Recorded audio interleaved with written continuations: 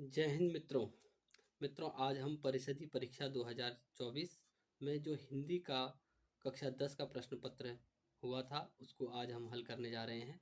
तो मित्रों, शुरुआत करते हैं इस पत्र की। इसमें हम केवल व्याकरण का ही हल करेंगे क्योंकि भविष्य में आने वाली परीक्षाओं के लिए हम इस वीडियो को बना रहे हैं। तो भविष्य में व्याकरण में कोई दिक्कत ना आए या व्याकरण से संबंधित जो भी समस्या है उसके समाधान के लिए हम इस प्रश्न पत्र को हल कर रहे हैं। तो मित्रों, शुरुआत करते हैं। तो जो व्याकरण का पोर्शन इस परीक्षा में आया था वो आया था प्रश्न संख्या 4 से। तो इसमें पहला है, मैं फुटबॉल खेलता हूँ, इसका क्रियापद छांटना है। तो क्रियापद यानी कि जहाँ क्रिया की विशेषता बताई जाए वह क्रियापद है। जो क्रिया की विशेषता को बताता है उसी को हम क्रिया कहते हैं। तो यहाँ पर जो फुटबॉल है वह क्या कर रहा है, फुटबॉल कर्म का कार्य कर रहा है और खेलना यहाँ पे क्रिया है। तो क्रियापद जो अगर आप छांटेंगे तो यहाँ पर क्या होगा खेलता हूँ क्रियापद हो गया। और ये कौन सा भेद है, ये है कर्म जुड़ा हुआ है तो सकर्मक। तो ये कौन सा भेद हो गया, सकर्मक। और अगर कर्म नहीं जुड़ा होता है तो अकर्मक। ठीक दूसरा ही वाक्य, जहाँ पर कर्म नहीं जुड़ा हुआ है वह कक्षा में पढ़ रहा है, इसमें कर्म नहीं जुड़ा हुआ है तो यहाँ पर पढ़ रहा जो है ये हमारा क्रियापद है। और ये कौन सा भेद है, अकर्मक। क्रिया के दो भेद हैं, सकर्मक और अकर्मक, आप समझ गए होंगे। इसके बाद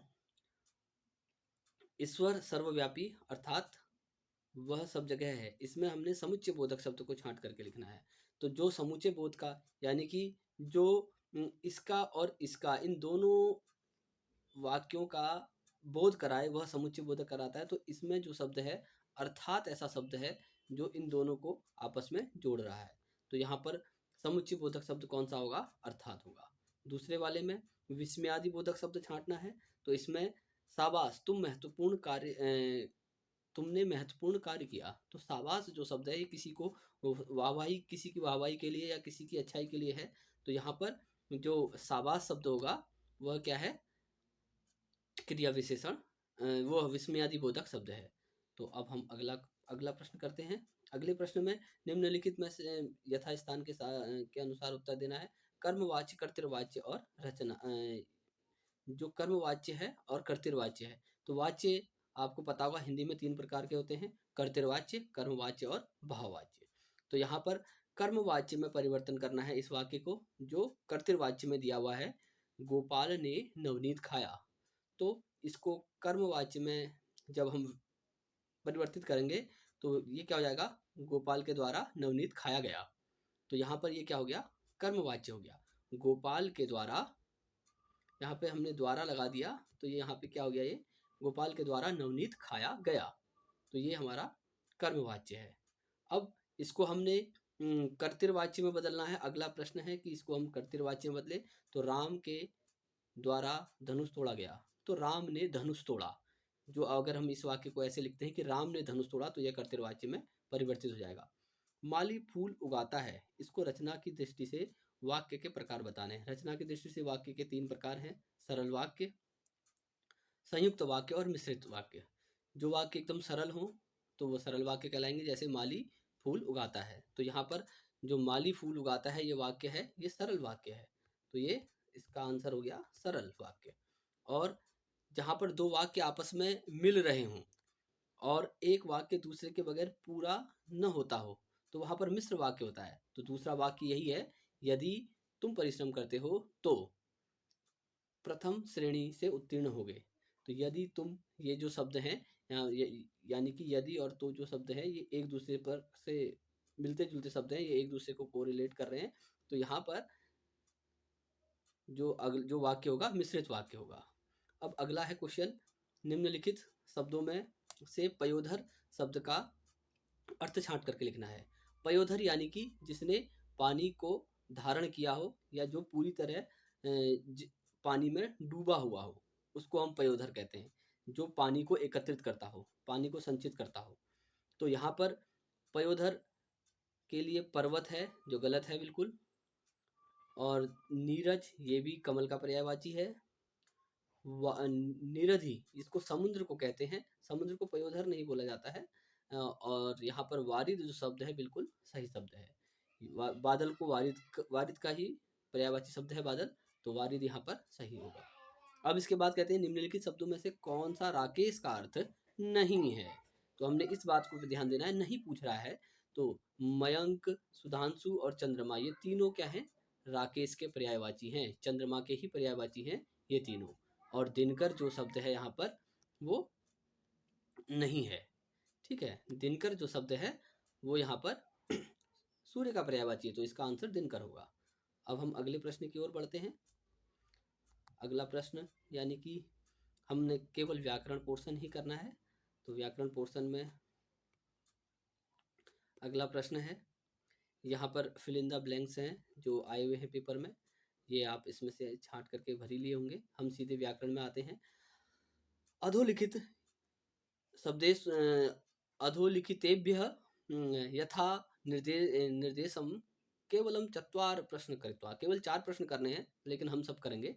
तो यहाँ पर 4 प्रश्नों में से पहला प्रश्न है संधि कुरुतः, संधि करनी है। नेकः धन अकः, नय धन अकः और सूर्य धन उदय। नय धन अकः का मतलब होता है नायक। तो नायक जो है ये क्या है, अयादि संधि का है। इसका जो सही रूप होगा अयादि संधि, नायक। और सूर्योदय, सूर्य धन उदय का होगा सूर्योदय। तो जहां पर सूर्य का उदय हो रहा हो, सूर्योदय जो है इसका सही है। तो यहाँ पर ये हमारा सूर्योदय हमारा दूसरा है, गुणसंधि का रूप है ये। अब हम अगला अगला क्वेश्चन करते हैं।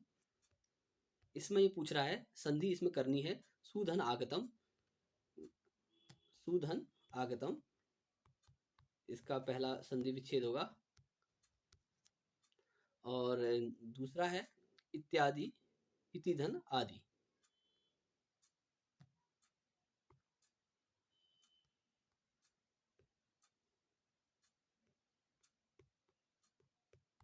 इति धन आदि, ये हो गया इसका रूप।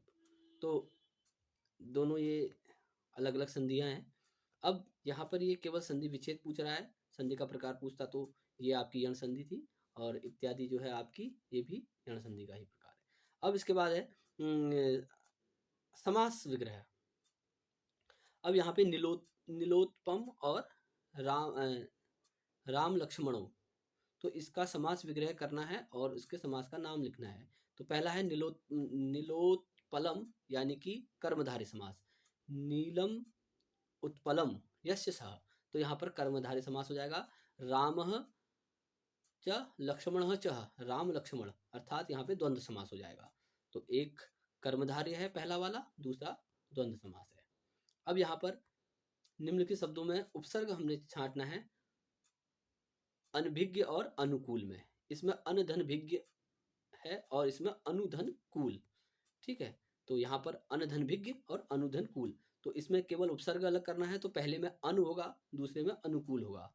और अन को हम इस तरीके से लिखेंगे अन, और दूसरे में अनु। दूसरे में हम क्या करेंगे, अनु कर देंगे, अनु। तो यहाँ पर ये हमारा हो गया। अब अगला क्वेश्चन है, इसको हमने पूर्ण करना है। पत्राणि पतंती, तो पत्ते गिरते हैं कहाँ से, वृक्ष से गिरते हैं।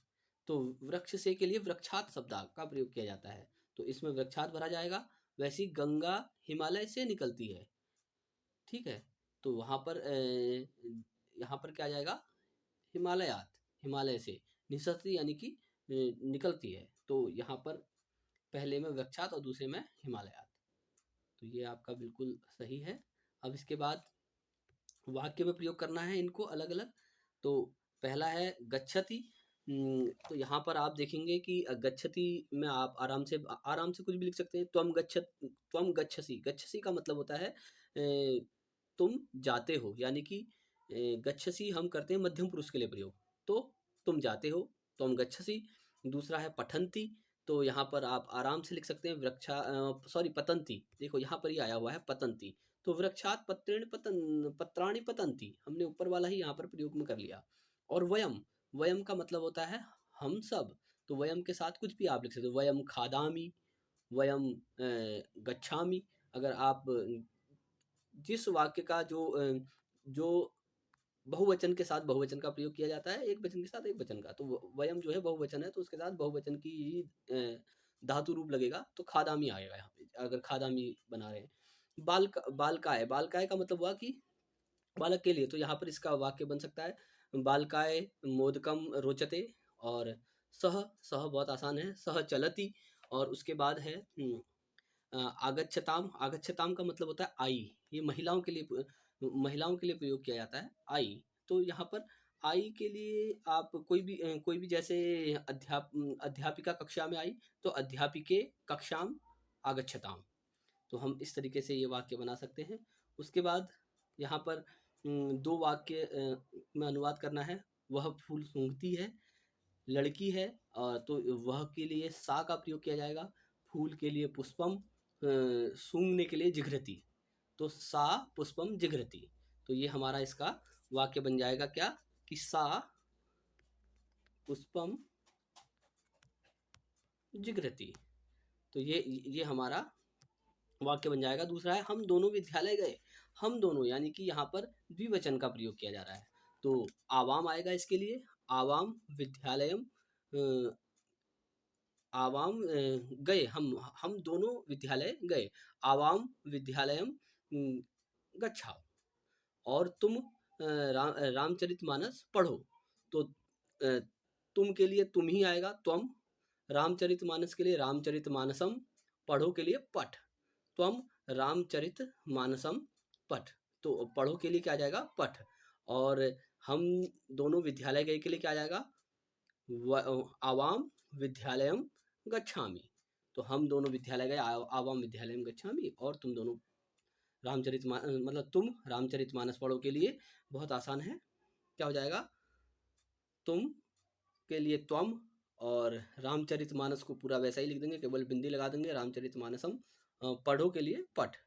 तो ये है हमारा संस्कृत में अनुवाद, और इसी के साथ हम इस वीडियो को समाप्त करते हैं। वीडियो अच्छी लगी हो, आपके हेल्पफुल हो, तो आशा करता हूँ कि आप इसको लाइक और सब्सक्राइब जरूर करेंगे। फिलहाल आज के लिए इतना ही। जय हिंद, जय भारत।